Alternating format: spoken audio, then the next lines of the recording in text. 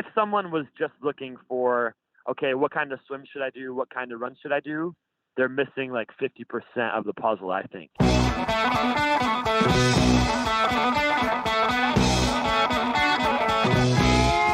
Welcome to the Low Tide Boys, a Swimrun podcast. I'm Chip.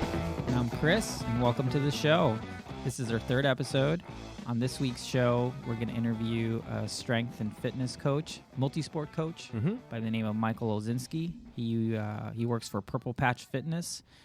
If you're not familiar with them, they're a pretty big player in the training space in the triathlon world, and they're also training a bunch of swimrun athletes. So that's going to be really interesting. So how's our training going, Chipper? Well, we're 6 weeks out from Swimrun Catalina, the World Series distance. Yes. And I feel that we have turned the dial from about 3 to like 8 on the swim fitness.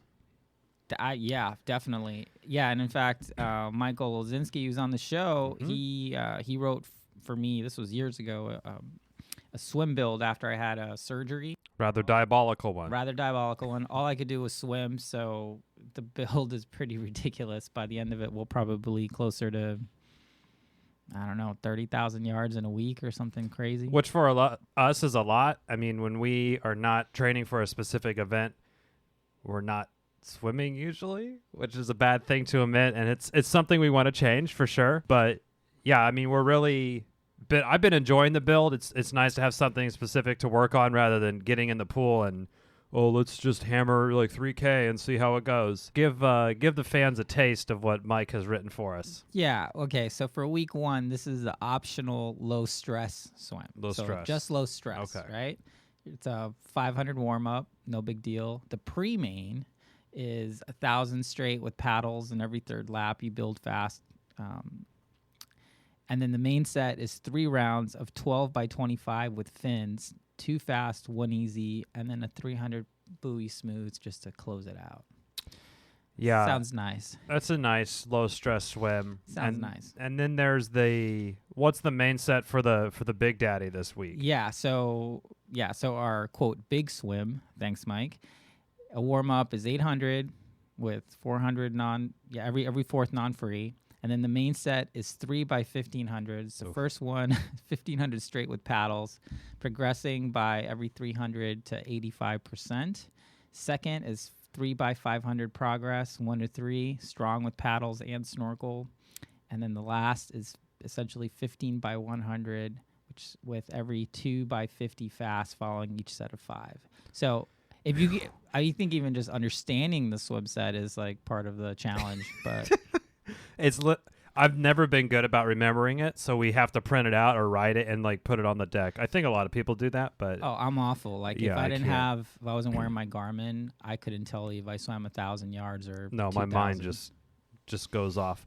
One thing additionally is we found this great outdoor pool rather than being in this gym, which was, to be honest, a real shit show of a swim situation. So we found this outdoor pool, and they have 4 days of long course swimming, so 50 meters, which I've really been enjoying that format of swimming, and I think it's relates super well to our goals and what we want to do. Absolutely. I mean, for what we're trying to do, the longer the course, the better. It's funny, though, like, it's always like the first 50 where you're like, oh man, this pool is super long. Gassed halfway through. So the swim, we're feeling good about it. We've got 3-4 days of swimming in this week, which is pretty good. I have ramped up my run training. I ran a 50 miler back in November, and Chris paced me for a good part of that.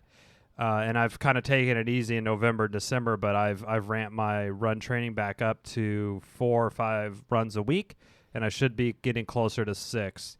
Chris and I also have a 50-mile trail race, the Lake Sonoma 50. That's in April.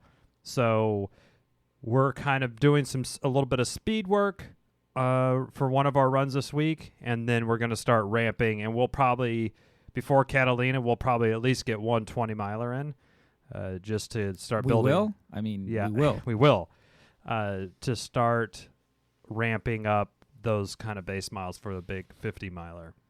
Yeah, that's going to be a fun one. It's also really close to where we live, so it's nice to just... We'll be able to go on the course, which is nice. We got some good feedback about the Swimrun 101 episode. We forgot a few bits of gear. Yes, and thank you for that. Thank you for bringing that to our attention. You know who you are. One thing we didn't talk about was socks / kind of undergarments. Which, sorry about that. Yeah. I mean, in our experience... What if someone showed up and they're just completely nude and like, well, I listened to this podcast. They never told me what to wear underneath. I'm just butt naked underneath. Yeah, I think whatever you're comfortable wearing under your wetsuit is very important, whether it's a tri-top or tri-suit. I wore just swim shorts, Did you like wear jammers? Any shirt under? Nope.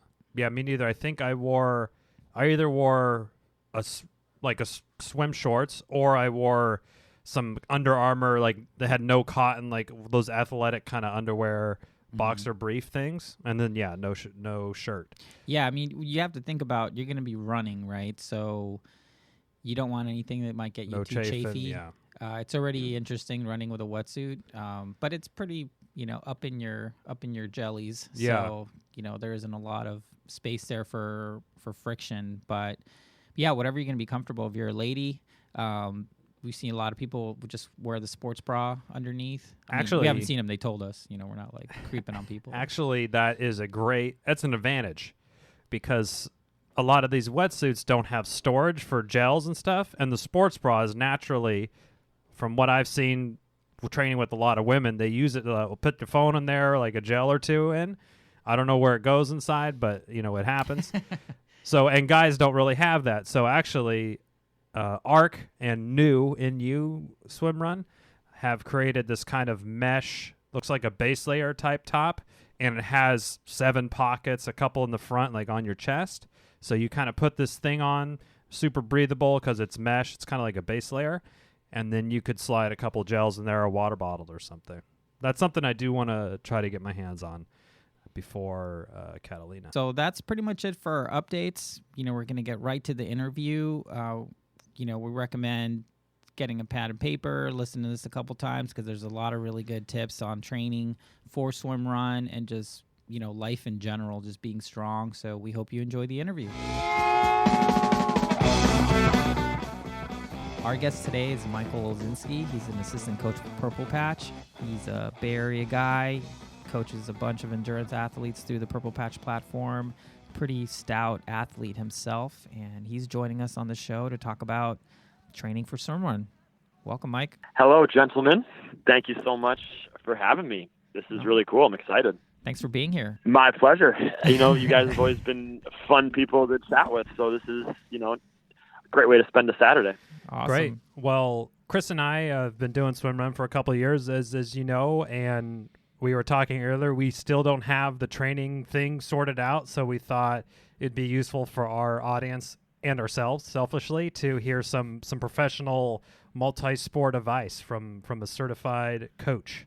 Yeah, Ironman certified, USATF certified. What other certifications do you have? Precision Nutrition certified. I'm stalking you, man. Yeah, a whole bunch. I just kept getting them at one point, and you just keep making up. I think the biggest one is random letters. I just keep making things up, and they just keep giving me pieces of paper for it. I went to grad school for exercise science, and ever since then, I just if something comes up, I'll do it. Nice. Yeah. And you've been a Purplepatch coach for how long now? Since 2012, believe it or not. Wow. It's a long time. 8 years. It's been plus. quite a while, yeah. Awesome. Yeah, 8 years plus, and I was a personal trainer for a little while before that. I worked in the athletics department at Long Island University down in Brooklyn, and Brooklyn. ever since then, that's really all I know about. I'm a one-trick pony. Nice. I just like to talk about sports. That's cool. So before we really get into sort of Swimrun specific stuff, we've been asking all of our guests, we've had one so far, but I think we're going to keep it going, is, how did you first hear about Swimrun and what was your sort of initial thoughts? I remember it kind of jumping onto the scene because with Purplepatch, we do work with a lot of European athletes. And as you know, the Otillo race series popped up a few years, but I couldn't tell you exactly the year it started.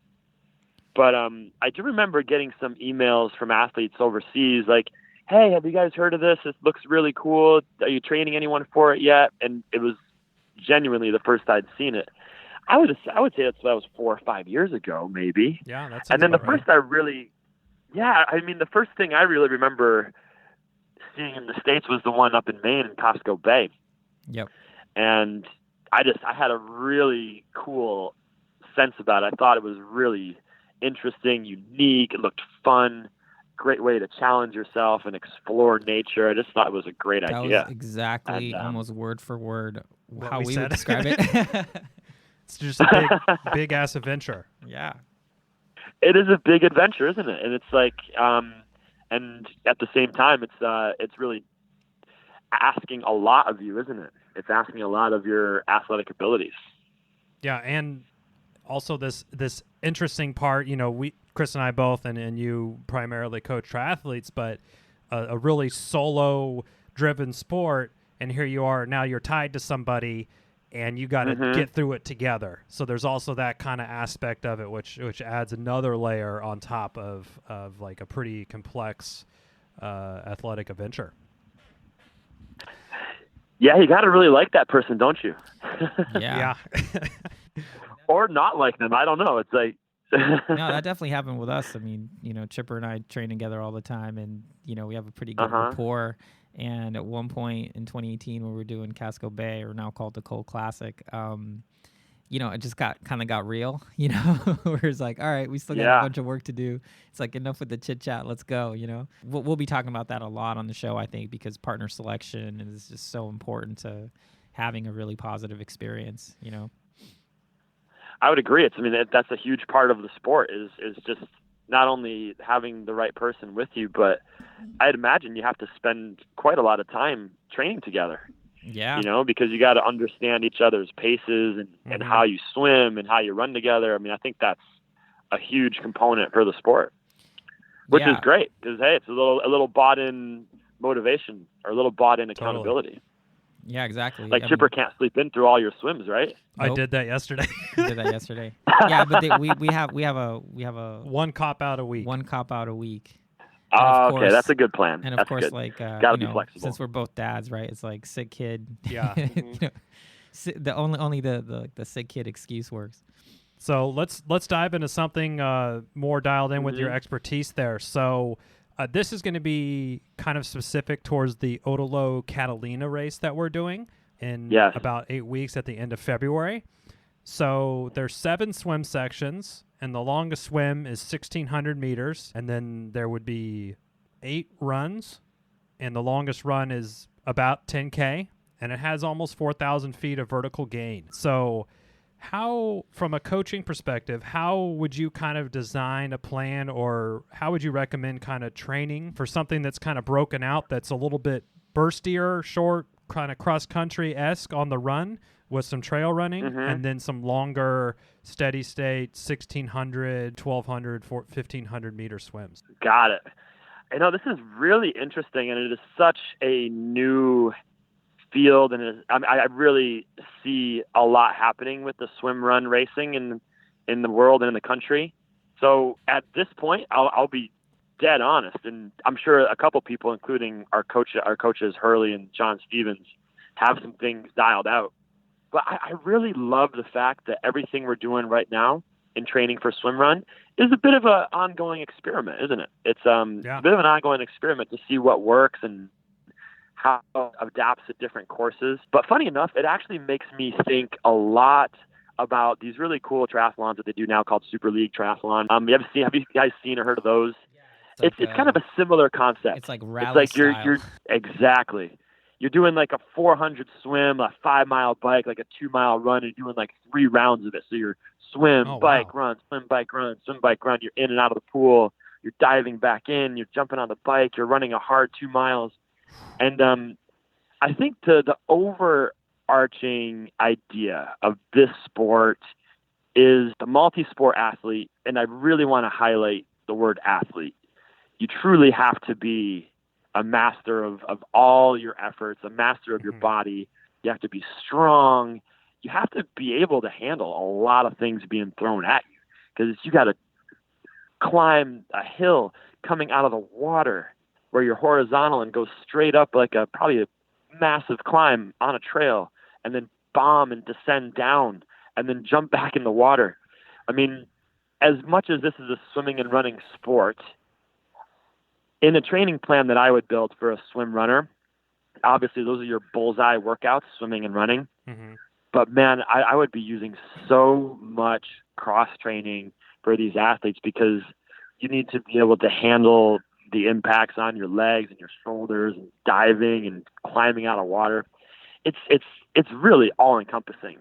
So if someone was just looking for, okay, what kind of swim should I do? What kind of run should I do? Yeah. They're missing like 50% of the puzzle, I think. I would say strength training or body weight workouts are a massive element in training for swim run, especially if it's a bit newer for you, you know? So if I was to look at a really solid week, I'm a fan of threes.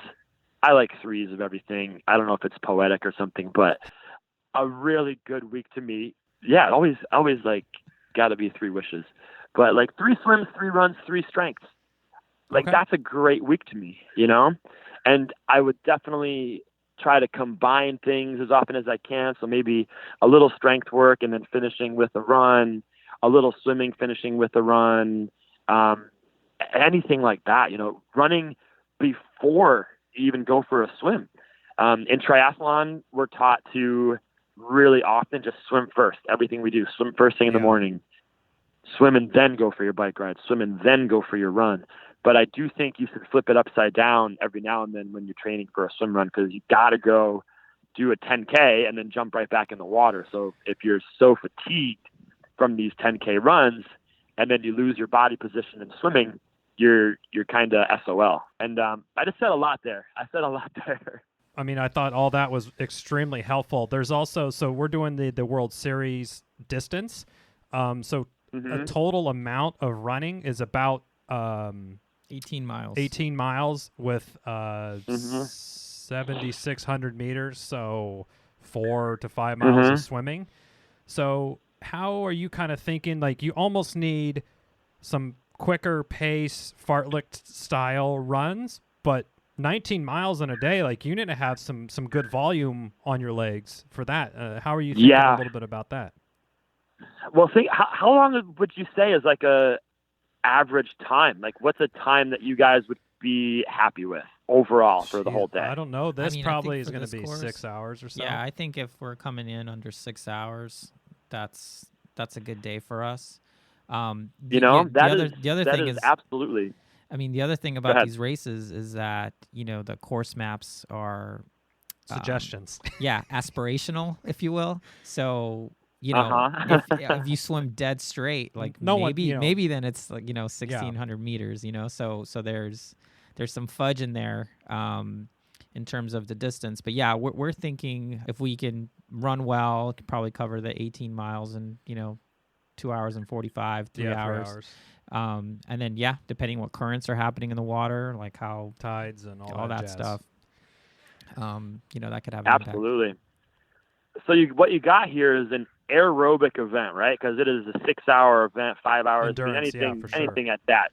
It is aerobic. I mean, you got to have a really strong aerobic system where your heart rate can come up and then it can recover and you can keep yourself. So what you have is a good long aerobic event. But the interesting thing about this aerobic event is you're just going to have so many spikes and drops in your effort levels. Yeah. And I say effort first. Heart rate would obviously be the expression of that effort, you know? So you got to do things in your training, whether it's running or swimming, or, you know, even if you use your bike and cross training, where you might go for some longer efforts, some longer days, longer sessions. But everything you do should probably have some element of, like you said, like the fartlek component, a little bit of effort and then a little active recovery, a bit of effort, bit of recovery. And maybe if you're doing shorter days, that effort or intensity would be much higher and a little bit longer rest periods, a little longer active recovery. So, for example, if we're talking a swim, maybe you're doing 100-meter repeats at a high output with like some 50 swimming for recovery. So for this kind of event, I probably wouldn't have you do a lot of recovery at the wall. You might as well be just swimming easy and active recovery. Yeah, you need the meters.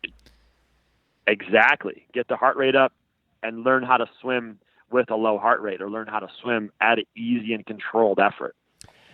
Same with the running component. Totally. And I'll tell you this, one thing that jumps to my mind right away, as this will be a little more of a specific thing, but when we train open water athletes for triathlon, one thing we do, as you guys know both very well, because I've coached you both in swimming at some point, is the ever-present deck up.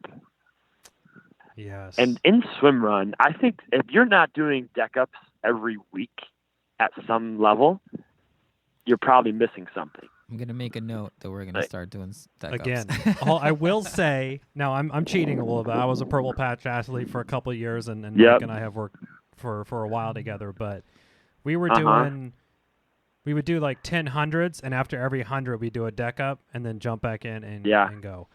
And the swimmers love their toys, pull buoy, and you do the event with paddles, with your shoes on, with your pull buoy. Yeah. So what kind of like toys are you using in the pool? I know Purplepatch is generally a fan of like the snorkel and the ankle strap.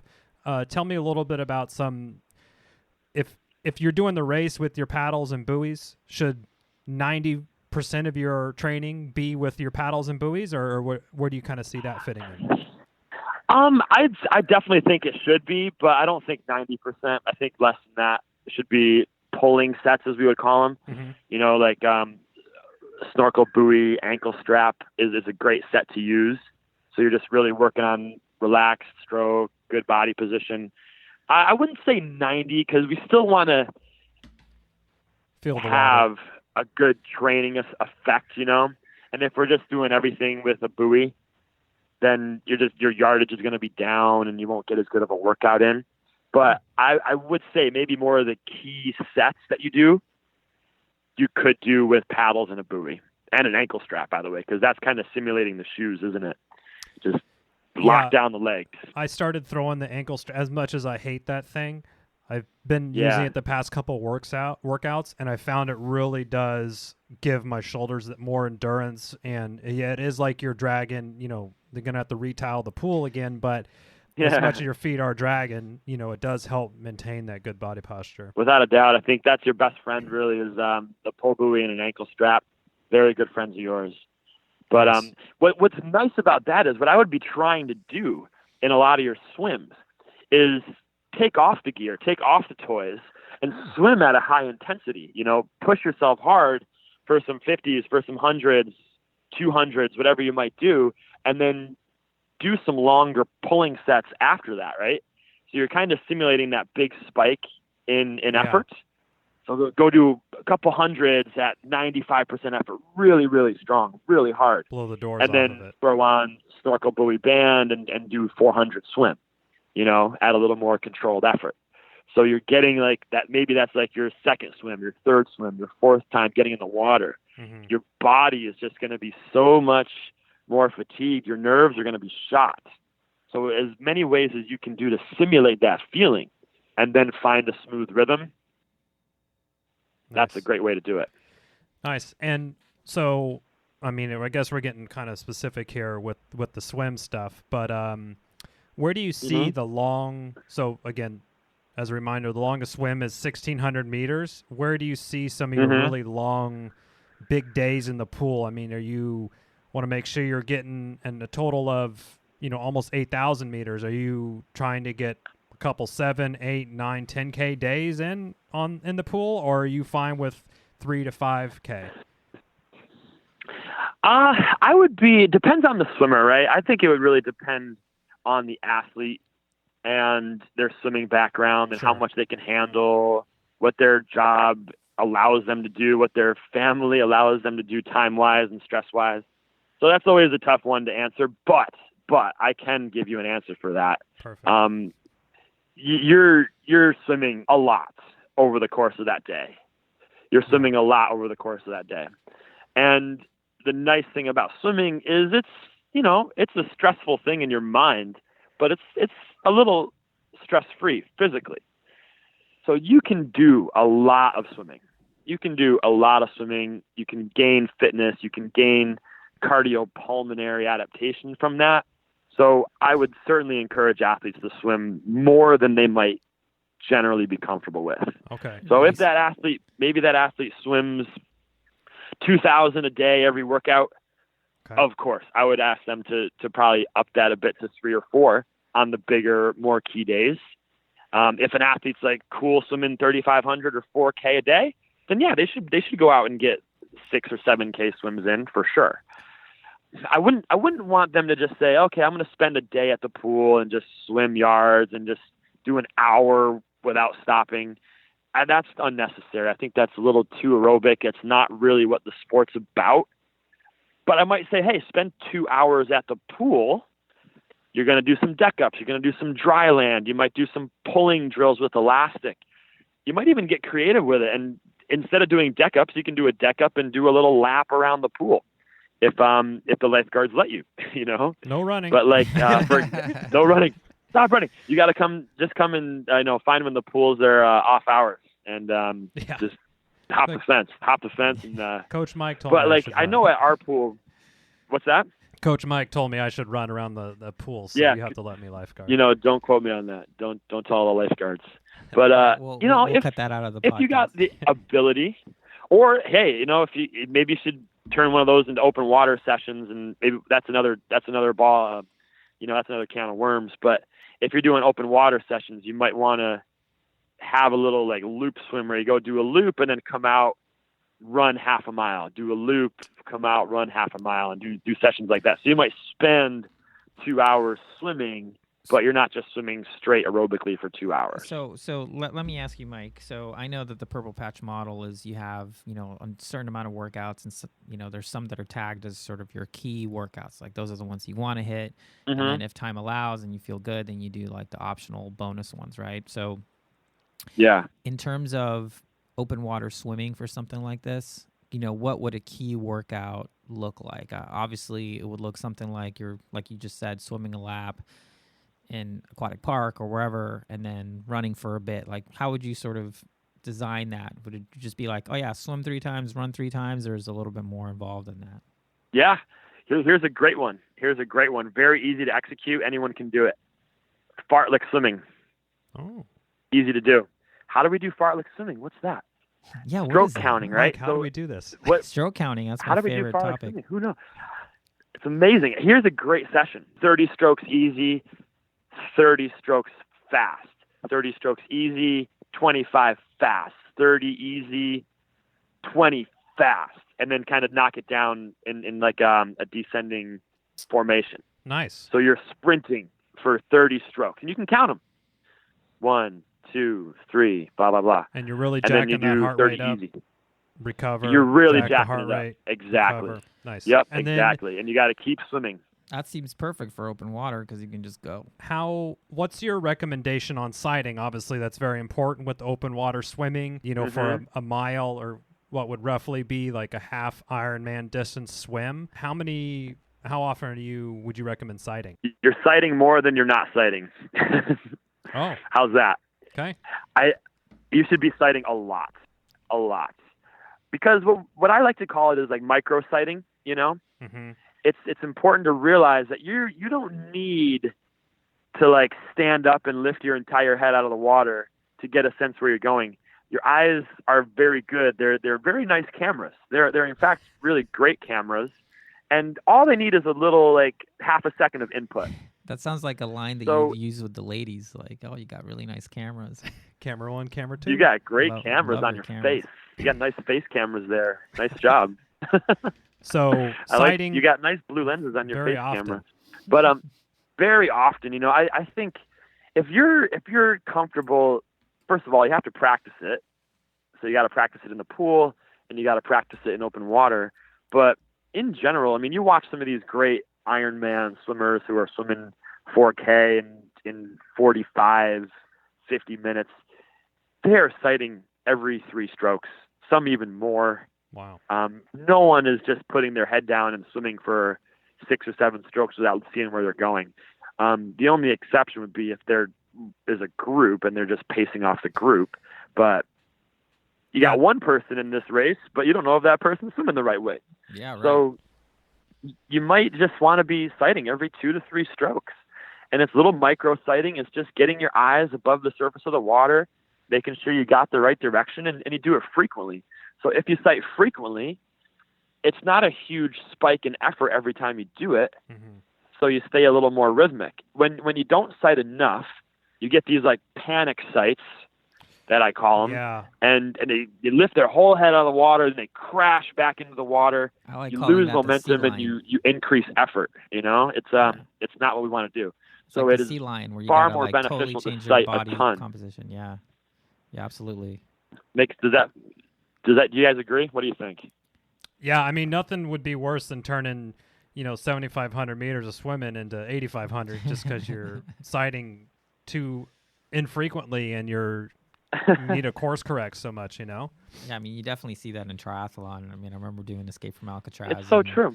Some dude was open water racing is sighting. Open water racing is sighting racing. It's It really, really is. The better sighters are going to swim faster at lower effort. So, and even if you're not sighting enough, one other factor is you're going to have to course correct a lot. And when you have to course correct, you're swimming extra yardage, and it's a little more stressful to get back on course. So you're swimming more, and you're swimming at a spikier, less even pace, which is no bueno. Yeah. Nice. Well, I mean, you've given some really awesome running and swimming tips and swim run tips. Is there any other training and maybe touch a little bit on some of the cross training and the weight training or body weight training that you would do, or, give like a little sample 20 minute workout that you would do? I think that'd be great. Absolutely. I mean, I would definitely build in stuff with running. So I think you guys made a great point. It is very similar to like kind of a cross-country race, but it's a cross-country race that you got to repeat 8 times. So that's really tough. And it takes a lot of physical strength to maintain your posture for 5 or 6 hours, where you're going from vertical to horizontal to vertical to horizontal. So I would definitely do a whole lot of postural strength work just to make sure that your back, your glutes, your hips are just really happy with keeping you upright and keeping you in good position in the water. So like planks and shit? Yeah. Let's convert that to layman terms. Absolutely. Your quads and your hammies, planks, core. Yup. Okay. Here's the number one thing that every athlete should do in all sports everywhere is deadlifts. If you're not doing deadlifts, you're wrong. And that's a soundbite right there. If you're not doing deadlifts, you're wrong. Deadlifts are great because they'll get the posterior fired up. You're putting load on your body to stand up straight. So it's the greatest exercise you can do. I would definitely have a day where you focus on deadlifts. I would have a day where you're focused on doing some kind of squat, front squat, or maybe overhead squat or something like that, where you're just getting full flexion in ankles, knees, and hips. What if someone doesn't have access to a gym? Is there something? And then one day I would do it 20 minutes before work that they can do in the morning? Body weight stuff? Totally. Yeah, absolutely. I mean, if you got a kettlebell would be a great thing to have at home. Have a little range of kettlebells that you can work with, and you can use those for deadlifts and hold them on your shoulder to do squats or something like that. Yeah. But for body weight, I would actually pair some body weight exercises with running. So maybe set up a little circuit where you do 3 body weight exercises in a 400-meter run or a 3-minute run or something like that. It's cliche, but I think it's relevant for swim run is doing burpees. I gotta say, I think that's a great exercise. It's a hip hinge. It's taking you from horizontal to vertical. I would do a whole bunch of burpees. I would do some lunges, because you're gonna have to climb and descend. You need some strength and need some balance and control in the hips.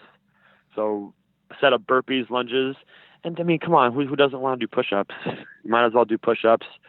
If you have an elastic band, you can do some rowing, like just regular wide grip rowing or like a lat pull down type of exercise, because that's something that's going to keep you posturally nice and strong. And because you're going to have to swim a lot, right? And swimming is moving your shoulders forward. So doing something where you're moving your shoulders back, like you will need to do when you run, is rather important. So you want to have some kind of rowing built in there. And I might have a workout. I think a great workout would be, it's almost a little CrossFit-y. It's almost a little CrossFit-y. Like 10 burpees, 10 lunges, 10 wide grip rows with a band, go run 400 meters and do that 5 or 6 times. Yeah. It doesn't take you all that long. You can do that in a half hour. Yeah, that sounds really good. Nice. So, But I think little things like that are important. You don't maybe think they're a key workout. It's not a huge day, but just getting your body really comfortable with changing what it's doing, because the whole thing behind Swimrun is you get comfortable for about 15 minutes, 20 minutes, 30 minutes, then you got to change it. Yep. Right. So as often as you are able to simulate that in your training, do something, get comfortable for a little bit, and then change it, and get comfortable, and then go back. It's a very, very fun way to exercise, in my opinion. I think that's what I love about Swimrun so much, is that it forces you to be a holistic athlete. It forces you to really train from the top of your head to the bottom of your foot, and I think that's wonderful. Awesome. Well, that's great. You've been spitting some magic, Mike. We really appreciate it. A lot of good nuggets in here for everyone. If people want to find out more about you or what you've been up to, where should they go? They should come hang out in Fairfax, up in Marin County, California. You can usually find me at a coffee shop there, or like today at Imagination Park in San Anselmo, next to Harrison Ford as Indiana Jones. Nice. But I use Instagram pretty frequently, I guess. Mikey.Ols12. And, I work with Purplepatch Fitness. We're building a new facility in downtown San Francisco. That's going to be open up pretty soon. Nice. So I'll awesome. be there. I'll be there day upon day. It's going to be great. You got a little office. Talk about there. like a great place to train for swim. I'll have an office there. Great place to train for Swimrun, because we'll have a little treadmill studio upstairs with weight training. So we'll do little circuits. We'll do a little treadmill work, little weight training, TRX, kettlebells, that kind of thing. So that'll be cool. And then also, like, I coach a new team that I've started with some colleagues of mine, some friends of mine. It's called the Nth Degree Athletic Club. And I'm rather excited about this team. It's been doing really well. We just finished our first year officially. Congrats. And thank you. It's been awesome. We actually have some people training for Swimrun in the Nth Degree, believe it or not. Oh, nice. And yeah, it's true for Catalina, in fact. So you guys will run into them. Dude, everybody's You guys will doing run into them. You Catalina, got some man. competition. Catalina's going to be great. Yeah. It's going to be fun. Trust me, there's no one competing against us. We're our biggest competitors. Well, I'll tell you what. I mean, I love what you guys are doing. This is the first official Swimrun podcast in the world. In the world. In the That's a big universe, deal. actually. You guys As far are as we know. Yeah, in the known universe. We can't the speak for the unknown well, you can't say universe. you don't know. Yeah. There could be a dimension or universe somewhere that they've been doing Swimrun for 30 years. You just don't True. know. Yeah. You really don't know. Well, Mike, But I love think what you with guys. that, You guys are great personalities. That's a good place to end right there. That's probably a good place to end on on the metaphysical plane. Yeah. Mike, thank you so much for taking the time to be on the show. Really appreciate sharing Yeah. your knowledge with us. And yeah, see you out there. Thank you, and thank you guys for putting great energy into the sport. I'm so excited for it. Totally. All Thanks, right, man. Take care. Thank you so much for listening to the Low Tide Boys, a swim run podcast. Make sure to subscribe wherever you listen to podcasts and leave us a review if you're so inclined. You can also sign up for a newsletter at lowtideboys.com. That's boys with a Z. Check out our meme page at The Low Tide Boys on Instagram. And if you have any questions or suggestions, send us an email to lowtideboys@gmail.com. Yes, we'd like to thank Writing Easy Records for our intro and outro music, and of course our wives for their ever-loving support, tolerance of our hobbies, podcast, and endurance activities. Finally, you can support our efforts on Patreon. And until next time, get out there and go for a swim. And then go for a run. And another swim, most likely. Probably another run for sure. Yep. And we'll And just more keep it swimming. going. Just keep going. Yep. Don't stop. Don't Won't stop. Don't stop, won't stop.